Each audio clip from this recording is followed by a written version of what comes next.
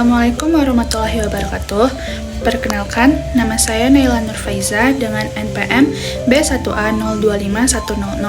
Pada video kali ini, saya akan menjelaskan secara singkat mengenai kriminologi dan teori-teori kriminologi. Kriminologi adalah ilmu yang mempelajari kejahatan sebagai fenomena sosial.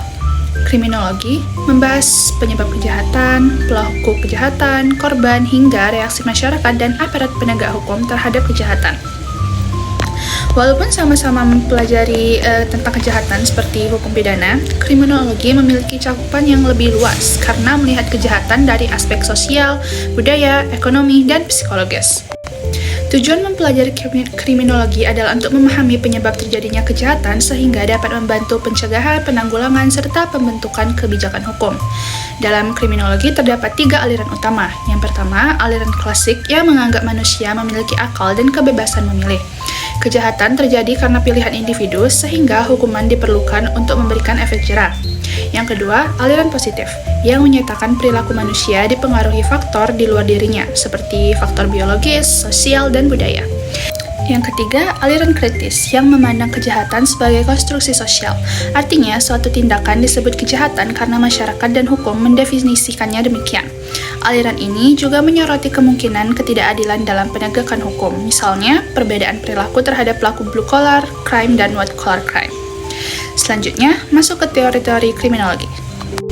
Yang pertama adalah teori biologis. Teori ini menjelaskan kejahatan berdasarkan faktor fisik atau biologis manusia. Tokohnya Cesare Lombroso yang berpendapat bahwa ada orang yang memiliki kecenderungan kriminal sejak lahir atau born criminal.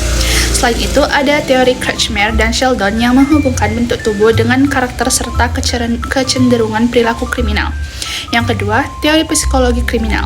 Teori ini menjelaskan bahwa kejahatan dapat dipengaruhi kondisi mental dan kejiwaan seseorang, seperti psikosis, neurosis, konflik sosial, atau keterbatasan intelijensi. Faktor psikologis dianggap berpengaruh terhadap cara seseorang berpikir dan bertindak. Yang ketiga, teori sosiologi kriminal atau teori sosiokultural. Teori ini melihat lingkungan sosial sebagai faktor penting penyebab kejahatan. Lingkungan keluarga, ekonomi, pendidikan, budaya, dan masyarakat dapat memengaruhi perilaku seseorang. Ada beberapa teori dalam pendekatan sosiologis, yaitu teori ekologis, menjelaskan bahwa kondisi lingkungan seperti urbanisasi dan daerah padat penduduk dapat memicu kriminalitas. Teori konflik kebudayaan menyatakan kejahatan dapat muncul akibat benturan norma dan budaya antar kelompok.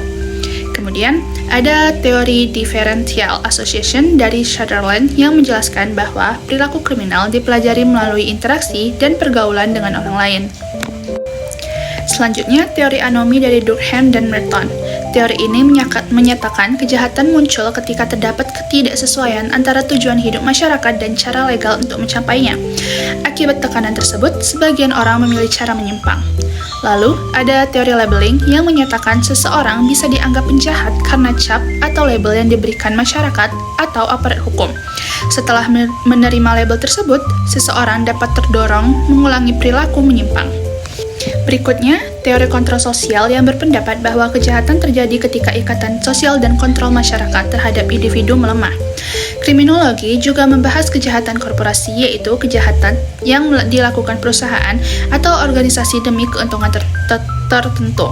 Dalam penelitian kriminologi terdapat metode kuantitatif dan kualitatif. Penelitian juga mengenal istilah dark numbers, yaitu kejahatan yang terjadi tetapi tidak tercatat atau tidak dilaporkan.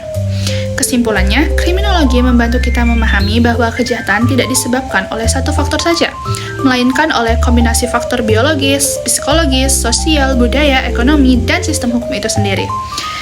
Sekian dari saya, wassalamualaikum warahmatullahi wabarakatuh, dan terima kasih.